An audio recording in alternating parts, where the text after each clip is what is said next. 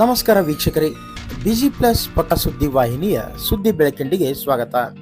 ನಾನು ನಿಮ್ಮ ವಾಹಿನಿಯ ವರದಿಗ ಸಂಗಮೇಶ್ ಮಿಶಿಗೇರಿ.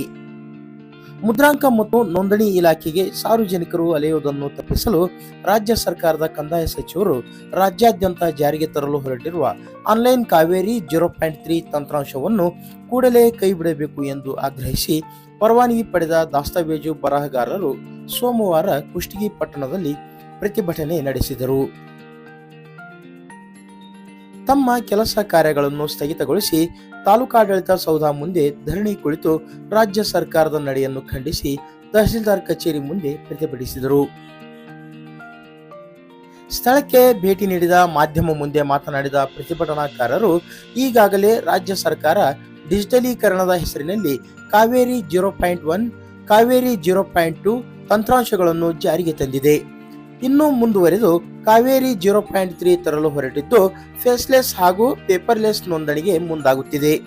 ಈ ಕಾರ್ಯ ಪ್ರಾರಂಭವಾದಲ್ಲಿ ಪತ್ರ ಬರಹಗಾರರಿಗೆ ಯಾವುದೇ ರೀತಿಯ ಬರವಣಿಗೆ ಕಾರ್ಯ ಇಲ್ಲದಂತಾಗುತ್ತದೆ. ಈ ವೃತ್ತಿಯನ್ನೇ ಅವಲಂಬಿಸಿಕೊಂಡಿರುವವರು ರಾಜ್ಯಾದ್ಯಂತ ಸುಮಾರು 10 ರಿಂದ 12 ಸಾವಿರ ಪತ್ರ ಬರಹಗಾರರು, ಅವರ ಸಹಾಯಕರುಗಳು ಮತ್ತು ಅವರುಗಳನ್ನು ಅವಲಂಬಿಸಿರುವ ಕುಟುಂಬ ವರ್ಗ ಸಂಕಷ್ಟಕ್ಕೆ ಸಿಲುಕಲಿದೆ ಎಂದು ಅಳಲು ತೋಡಿಕೊಂಡರು. ವಿದೇಶದಲ್ಲಿರುವ ಈ ನಿಯಮವನ್ನು ರಾಜ್ಯದಲ್ಲಿ ಜಾರಿಗೆ ತರಬಾರದು. ಫೇಸ್ಲೆಸ್ ಹಾಗೂ ಪೇಪರ್ಲೆಸ್ ನೋಂದಣಿಯಲ್ಲಿ ದುರುಪಯೋಗವಾಗಲಿದೆ. ಹಾಗಾಗಿ ಕಂದಾಯ ಸಚಿವರು ಇದರಲ್ಲಿ ಬದಲಾವಣೆ ತಂದು ಪರವಾನಗಿ ಪಡೆದ ಪತ್ರ ಬರಹಗಾರರಿಗೆ ತಂತ್ರಾಂಶದ ಲಾಗಿನ್ ವ್ಯವಸ್ಥೆ ಕಲ್ಪಿಸಬೇಕು ಅಥವಾ ಈ ತಂತ್ರಾಂಶವನ್ನು ಕೈ ಬಿಡಬೇಕು. ಈ ನಿಟ್ಟಿನಲ್ಲಿ ರಾಜ್ಯ ಸರ್ಕಾರಕ್ಕೆ ಮನವರಿಕೆ ಮಾಡಲಿದ್ದೇವೆ. ಇಡೀ ರಾಜ್ಯಾದ್ಯಂತ ನಮ್ಮೆಲ್ಲ ಸಹೋದ್ಯೋಗಿಗಳು ಬೆಳಗಾವಿ ಅಧಿವೇಶನ ಚಲೋ ಹಮ್ಮಿಕೊಳ್ಳಲಾಗಿದ್ದು ನಾಳೆ ಸುವರ್ಣಸೌಧ ಬಳಿ ಪ್ರತಿಭಟನೆ ನಡೆಸಲಿದ್ದೇವೆ ಎಂದು ಹೇಳಿದರು. ಬಳಿಕ ಈ ಕುರಿತು ರಾಜ್ಯ ಸರ್ಕಾರದ ಕಂದಾಯ ಸಚಿವರಿಗೆ ಬರೆದ ಮನವಿ ಪತ್ರವನ್ನು ತಹಸೀಲ್ದಾರ್ ಅಶೋಕ್ ಶಿಗ್ಗಾಂವಿ ಅವರ ಮುಖಾಂತರ ಸಲ್ಲಿಸಿದರು.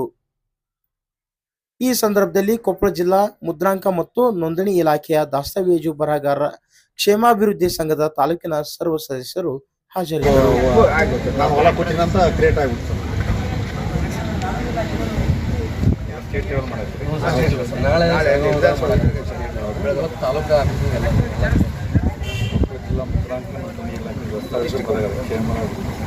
ಕುಷ್ಟಗಿ ತಾಲೂಕಿನ ಎಲ್ಲ ಸಂಘದ ಅಧ್ಯಕ್ಷರೇ ಹಾಗೂ ಪದಾಧಿಕಾರಿಗಳಿಗೆ ಎಲ್ಲ ಬದಲ ತಾವು ತಮ್ಮ ವೃತ್ತಿಯ ಕುರಿತು ಅದು ಬದಲಾವಣೆ ಕುರಿತು ಇಟ್ಟು ಅಲ್ಲ, ಇದು ಕಾವೇರಿ 2ದಿಂದ ಕಾವೇರಿ 3ಯನ್ನು ಸಾಫ್ಟ್ವೇರ್ ಅಪ್ಲೋಡ್ ಮಾಡ್ತೀವಿ. ಅದರಲ್ಲಿ ಹಲವಾರು ನ್ಯೂನತೆಗಳ ಕುರಿತು ಹಾಗೂ ತಮಗೆ ಒಂದು ಸೇವಾ ಭದ್ರತೆ ಕುರಿತು ತಾವು ಮಾಡುತ್ತಿರುವ ಒಂದು ಮುಷ್ಕರ ಶಾಂತ ರೀತಿಯಿಂದ ಪ್ರತಿಭಟನೆ ಮೂಲಕ ನಮ್ಮ ಸಲ್ಲಿಸಿದ್ರು.